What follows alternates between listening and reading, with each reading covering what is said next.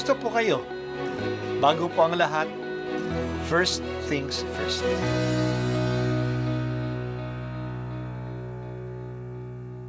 Good morning po. Sinisimulan po natin ngayon ang first things first. At dito po, tinatalakay natin sa unang bahagi ng umaga natin ay ang first readings na binabasa po sa banal na misa. Ito pong tinatalakay natin kasi madalas po kasi marami na tayong alam tungkol sa gospel readings. Pero konti po ang nagsasalita sa first readings. Pero ang first readings, bahagi din po yan ng Biblia, ng banal na kasulatan. Kaya susubaybayan po natin ang mga first readings, basahin po natin at kuminsan kailangan ng basahin ng 2 o 3 beses bago maintindihan kasi hindi po tayo sa familiar sa mga istorya. Ang pagbasa mula sa aklat ni Propeta Isaias, sinabi ng Panginoon, "Kung titigilan ninyo ang pang-aalipin at pagsuway sa akin at ang masamang salita'y iiwasan, kung ang nagugutom ay pakakanin ninyo at tutulungan, ang kadilimang bumabalot sa inyo ay magiging tila liwanag sa katanghalian. At akong Panginoon, ang siyang sa inyo'y laging papatnubay. Lahat ng mabuting kailangan ninyo'y aking ibibigay at palalakasin ang inyong katawan. Kayo'y matutulad sa pananim na sagana sa dilig, matutulad sa batis na di nawawala ng agos na tubig. Muling itatayo ng mga lingkod ko ang kutang na durog, muling itatayo sa dating pundasyon. Makikilala kayo bilang tagapagtayo ng nasirang moob. Mga tagapagtayo ng wasak na mga bahay, sinabi pa ng Panginoon, inyong igagalang ang takdang araw ng pamamahinga. Huwag kayong gagawa ng inyong gawain sa araw na banal. Sa araw na ito'y mamahinga kayo't huwag maglalakbay, ni gagawa o maghuhunta ng walang kabuluhan. At kung magkagayon, ay madarama ninyo ang kagalakan sa paglilingkod sa akin. Bibigyan ko kayo ng karangalan sa harap ng buong daigdig, at lalasapin ninyo ang kaligayahan sa paninirahan sa lupaing ibinigay ko sa nuno ninyong si Jacob. Mangyayari ito pagkat akong Panginoon ang nagsabi nito." Ang salita ng Diyos. Salamat sa Diyos. Ang pananaw ng marami sa mundo ay, kung ako tutulong sa iba, ako ang mawawalan. Kakaunti na nga ang pera ko, ang panahon ko, tutulong pa ako sa iba. Kung sariling sikap lang tayo, ay talagang kakaunti ang maaabot natin. Kailangan natin ang bendisyon ng Diyos upang umunlad at maging masagana ang ating buhay.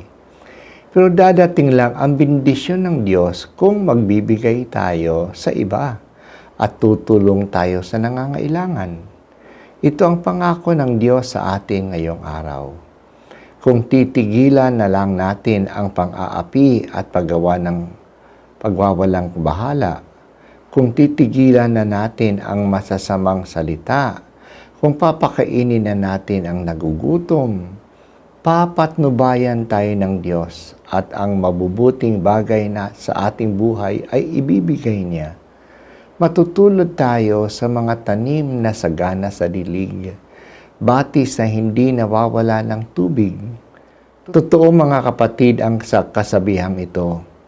It is when we scatter that we harvest. Mas marami ang pinamimigay natin, mas marami ang aanihin nating bendisyon sa Diyos. Ganito rin ang pag-iisip ng mga tao sa mundo. Wala akong panahon na magsimba at magdasal.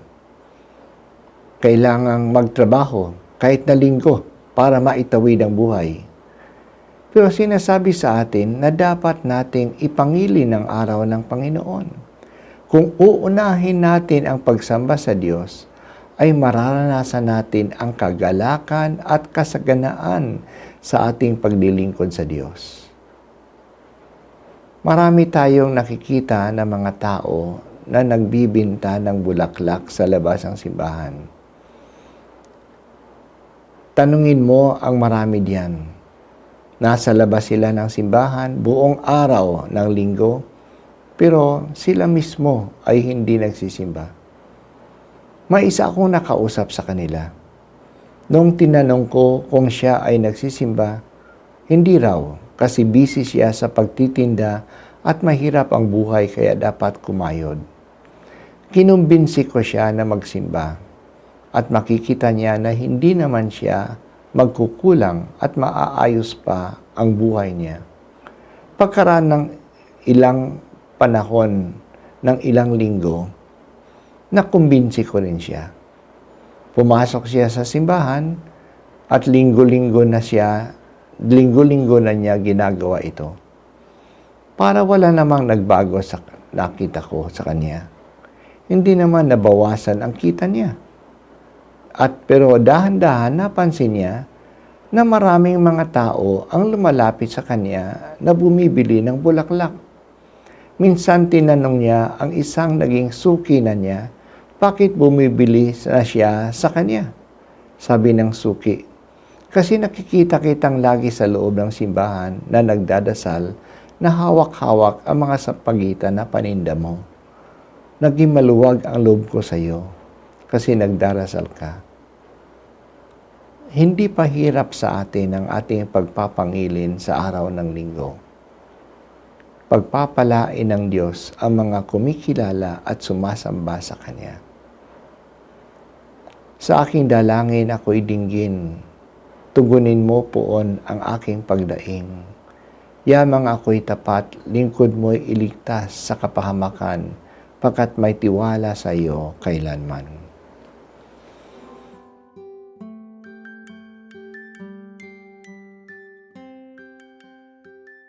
At ako po ay si Bishop Broderick Pabilio dito sa First Things First.